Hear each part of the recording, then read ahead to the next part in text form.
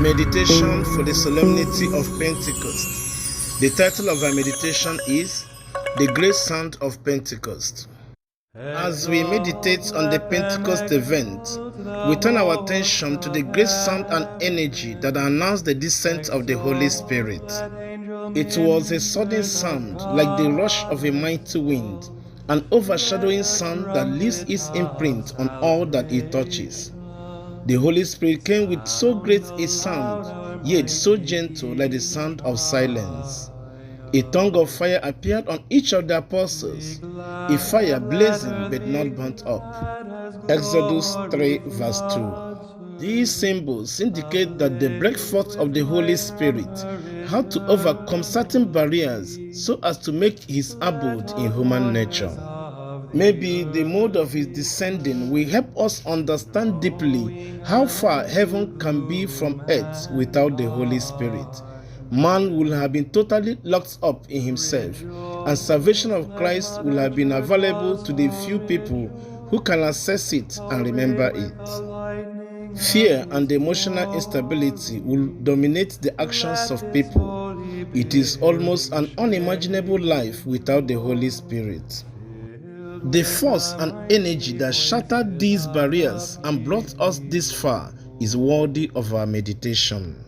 So, in listening to the sound of silence, the sound of meditation, we perceive the sound of the movement of the Spirit and appreciate that transforming power that saves us.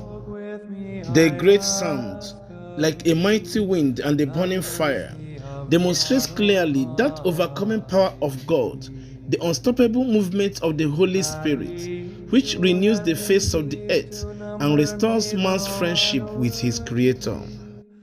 The gifts of the Holy Spirit, Isaiah 11, 2-3, 1 Corinthians 12, verse 7-10, and the fruits of the Holy Spirit, Galatians 5, 22-23, indicate that the regeneration that the Spirit brings cannot be achieved by human power. In fact, they can only come about when the divine power overpowers the human power. As we listen to the great sound of Pentecost, we stand in awe at the power which can move man to speak in the tongue of his fellow man, to speak to the understanding of his neighbor. To speak the language of another person implies to reason with him while communicating to him the truth, even divine truth. It is only by the power of the Holy Spirit, the Spirit of truth, John 16 verse 13, can man communicate truth to one another with love, without violating his conscience or dignity. As we drink of one Spirit, we achieve such unity that accommodates variety without destroying anyone's individuality. The great sound of Pentecost continues to vibrate in the church today as we celebrate. The great anointing power of the Holy Spirit gently melts away the stubbornness of our hearts. The powerful rush of the wind refreshes our hearts like the new breath of life. Jesus breathed on his disciples and said to them, "Receive the Holy Spirit." As we draw close to the life of Jesus, this breath continues to settle in us gently, but powerfully transforming us into the image of Christ. The Holy Spirit brings to life in us the life of Jesus, his love, forgiveness, and salvation. Jesus said, "The Holy Spirit will glorify me, since all he reveals to you will be taken from what is mine." John 16 verse 14.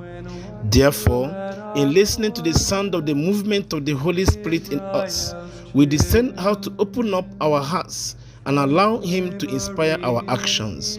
By so doing, the great sound of Pentecost becomes for us a rhythm of love and joy, a joy filled with peace, and a peace afire with love for God and neighbor. Amen.